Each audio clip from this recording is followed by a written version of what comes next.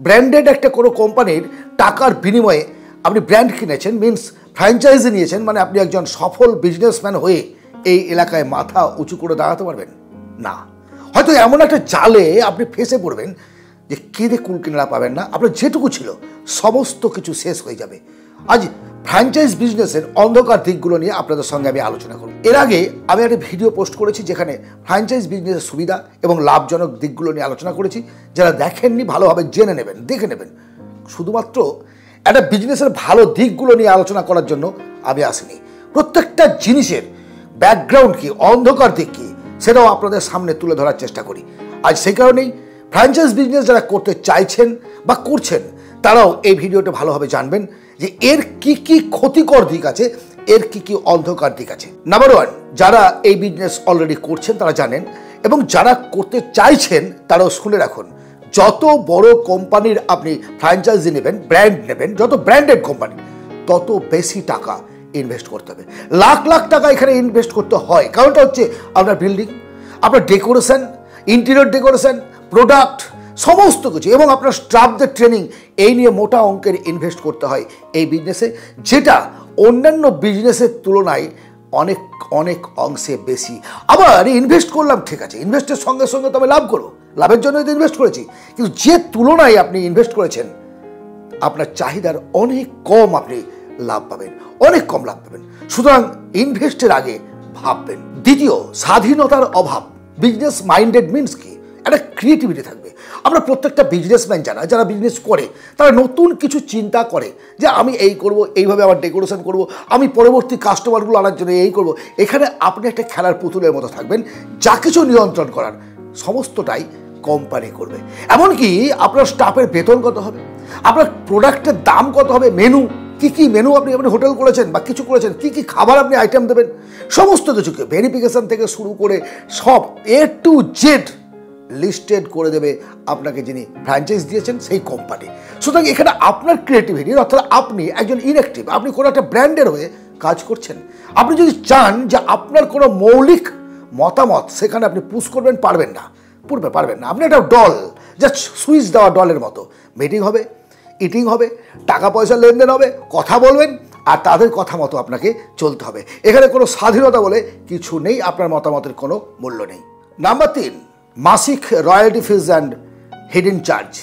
এটা একটা পলিটিক্স বলতে পারেন ফ্র্যাঞ্চাইজ বিজনেসে যারা করছেন এবং করতে চাইছেন। দুজনে শুন বলছি, কারণ আমি যে কথাগুলো শেয়ার করছি যারা বিজনেস অলরেডি রানিং চালাচ্ছেন তারা বুঝতে পারবেন আমার কথাগুলো, এবং তারা কমেন্টে জানাবেন যে কতটা সত্য আমার কথাগুলো।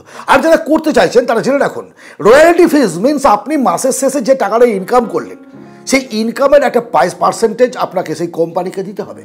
এর আগে দিয়েছেন, দিচ্ছেন, ইয়ার এন্ডিংয়ে দেবেন, সেটা বড় কথা নয়, কিন্তু মান্থলি একটা লাভের অংশ তাকে দিতে হবে।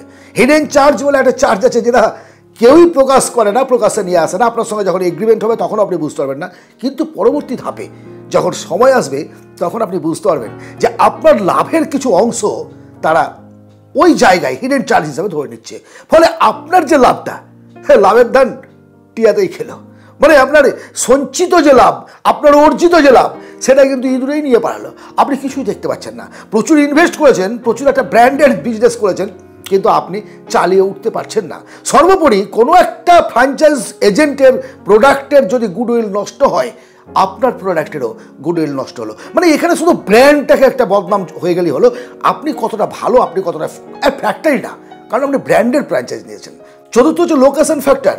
এটা গুরুত্বপূর্ণ বিষয়। আপনি খুব ব্র্যান্ডেড একটা কোম্পানির ফ্র্যাঞ্চাইজি নিয়েছেন, আপনি জানেন বিশ্বস্ত কোম্পানি, ভালো কোম্পানি, পুরনো কোম্পানি, নো প্রবলেম, খুব ভালো কথা, মানুষ চেনে, মানুষের মুখে মুখে আছে, সুতরাং নিলে। কিন্তু যে জায়গায় আপনি ফ্র্যাঞ্চাইজিটা করেছেন, যে দোকানটা করেছেন, শপটা করেছেন, শোরুমটা করেছেন, এলাকাটা রুরাল এলাকা, সেখানে আপনি যত ব্র্যান্ডেড মালই দেন না কেন, আমি দেখেছি যে একটা দোকানে এসে, দাদা কলগেট দিন, তো যখন কলগেটটা বার করে দিল তো বলছে এটা না লালটা দিন। মিনস কি, দাঁত মাজা মাজন মানে কলগেট, এ জানে না যে ডাবল লাল দন্তমঞ্জন আছে বা আরও ক্লোজআপ ফ্লোজআপ ইত্যাদি ইত্যাদি বিভিন্ন রকম। অ্যাকচুয়ালি ব্র্যান্ড মানে মাথার মধ্যে ঢুকে গেছে। এরকম ধরনের ব্র্যান্ড তারা কিন্তু বোঝে না, আপনি বুঝলেও তারা বোঝে না, কাস্টমার বোঝে না। সুতরাং লোকেশান হচ্ছে মারাত্মক একটা ফ্যাক্টর। ইনভেস্ট করবো, এত বড় শোরুম করবো, চলবে তো? লোকেশনের জন্য বন্ধ হয়ে যাওয়া আমি বহু ফ্র্যাঞ্চাইজ বিজনেসকে দেখেছি। আমার এলাকায় পেট্রোল পাম্পের পাশে একটা হোটেল ছিল, রেস্টুরেন্ট কাম হোটেল, চলেছে, বন্ধ হয়ে গেছে। কেন বন্ধ হয়েছে? লোকেশন। মার্কেটিং নেই, লোকেশন ঠিক নেই, আরে বাবা রেট, এলাকা মানুষের ক্রয় ক্ষমতার উপর রেট হবে, সমস্ত কিছু বিবেচনা করে। শুধু তাই নয়, কাপড়ের শপিং মল আমি দেখেছি বন্ধ হতে, অনেক নাম বলছি না এগুলো আমি, কিন্তু আপনিও জানেন আপনার এলাকায় তাকিয়ে দেখুন, অনেক শপিং মল খুলেছে, বন্ধ হয়ে গেছে। কেন বন্ধ হয়েছে? বিভিন্ন কারণে। 5 নম্বর পয়েন্ট হচ্ছে এটাই, যদি আপনি লস করেন, এই লসের দায় আপনার কোম্পানি নেবে না। আপনার লস, আপনার লাভ তারও লাভ, বাট আপনার লস শুধুমাত্র আপনার লস। আপনি কেন পারেননি? আপনি কেন তৈরি করতে পারলেন না? আপনার ট্রেনিংয়ের অভাব ছিল, আপনার ডেকোরেশন ঠিক ছিল না, আপনার ব্যবহার ঠিক নেই, মানে বিভিন্ন অজুহাতে আপনাকে পড়তে হবে। প্রথমেই বলেছি যে আপনার মৌলিক স্বাধীনতা এখানে কিছু নেই। সো পা বাড়ানোর আগে 10 বার ভাবতে হবে। এখন প্রশ্ন হলো, এই বিষয়ে আমার ব্যক্তিগত মতামত কি? পরিষ্কারভাবে বলতে চাই, কোনো ব্র্যান্ডের পেছনে না ছুটে, কোনো ব্র্যান্ড দেখলেন ঝাঁপিয়ে পড়লেন, যে ডুবে মরে গেলেন, এটা করবেন না। আপনি আপনার ক্ষমতা, আপনার এলাকা, আপনার চাহিদা, এলাকার মানুষজনের চাহিদা মার্কেট রিসার্চ করে ফ্র্যাঞ্চাইজ নেবেন। ভালোভাবে ডকুমেন্টসগুলো বুঝে নেবেন, সেখানে কী কী হিডেন খরচ আছে জানার চেষ্টা করবেন, রয়্যালটি ফিজ লাগে কি না জানবেন। যদি লস হয়, সেখানে কোনো ইন্স্যুরেন্স তারা প্রোভাইড করবে কি না আপনাকে ডিটেলসটা জেনে নিতে হবে। তাড়াহুড়ো করবেন না যে আমি না নিলে ওনি নিবে, ও না, মানে এটা একটা পুশিং সিস্টেম থাকে। তারা বলবে, তাদের সঙ্গে আপনি বসবেন, আপনি না নিলে দাদা উইদিন এতদিনের মধ্যে আরেকজন এসছে, তাকে আমরা দিয়ে দেবো। এটা বিজনেস টিপস, এটা বুঝতে হবে। সর্বোপরি আপনার যদি মানসিকতা এরকম হয় যে আমি আমার বিজনেসটাকে অনেক বড় জায়গায় নিয়ে যাব, ডেভেলপ করব, তাহলে কোনো ফ্র্যাঞ্চাইজ নিতে হবে না।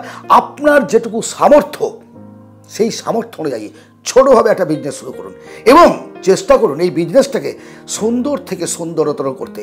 একটা সময়ে আপনার বিজনেসই বিভিন্ন জায়গায় ফ্র্যাঞ্চাইজ রূপে প্রকাশিত হবে, বড় বড় আকারে পৌঁছাবে।